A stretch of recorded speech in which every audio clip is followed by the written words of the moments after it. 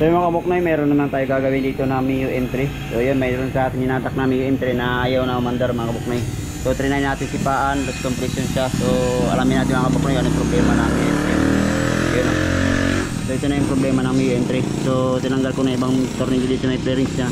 So problema ng Mio M3 mga kabuknoy, ayaw mandar. At sinipaan natin yung loss compression. Alamin natin kung anong yung problema sa kanya motor. Yun, so kalasin ko muna yung upuan, bearings para ma-check natin yung ibang part sa tambot at pagkalasin na lang.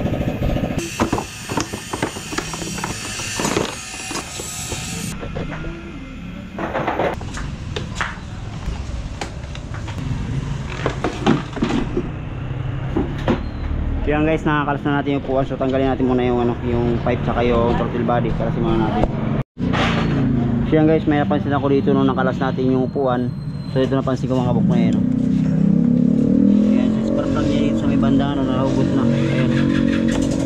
Ayun. So tanggalin muna natin yung spark plug mga kabuk na para ma-check natin kung ito lang ba yung naging problema. So hindi pumasok yung ibang parts dun sa kanyang engine valve. Yun, natanggal na yung sa may dulo ng spark plug. Baka mo na long na smart, tanggalin mo nga to. Tanggalin natin yung spark plug. Yan, tanggalin mo yan. So yung mga kabuknoy. Ayan. So ito yung dulo ng spark plug, yung nakabitan ng may kuwako. So kalasin ko muna yung spark plug mga kabuknoy, saka natin lalagyan ng bagong spark plug kung andar. Baka mga pa ng spark plug.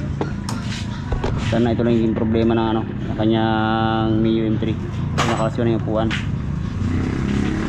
Kasi pag sinipahan sa mga kabuknoy, lumalabas yung dyan yung sa may hangin dito sa gitna ng spark plug.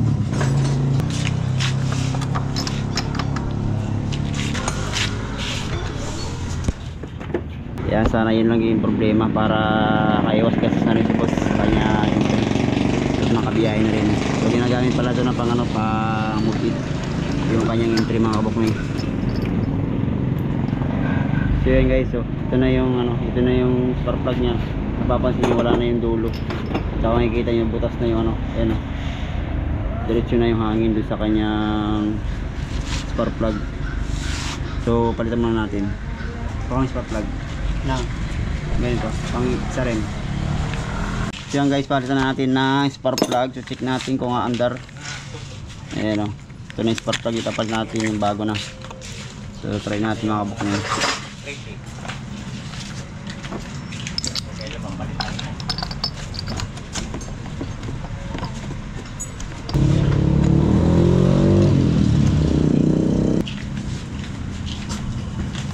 So check natin guys kung compression pa siya. So yan guys, try natin start.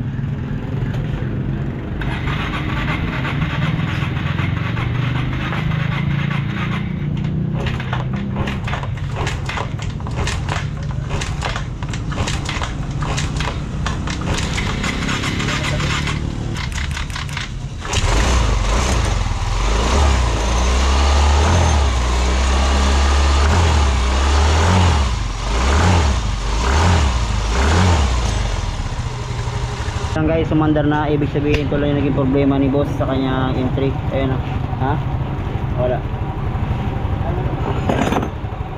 wala, ibalik mo lang. So ito na naging problema sa kanya M3. So kaya pala hindi umandar dahil nga nabunot na yung pinakadulo ng spark plug. So nung dumadaan na yung hangin dito sa bay butas na yan. So yun, balik na natin yung call mga kabuknoy.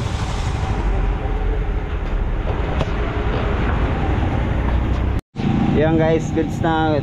Binalikan natin yung bearing, supuan. Ayan.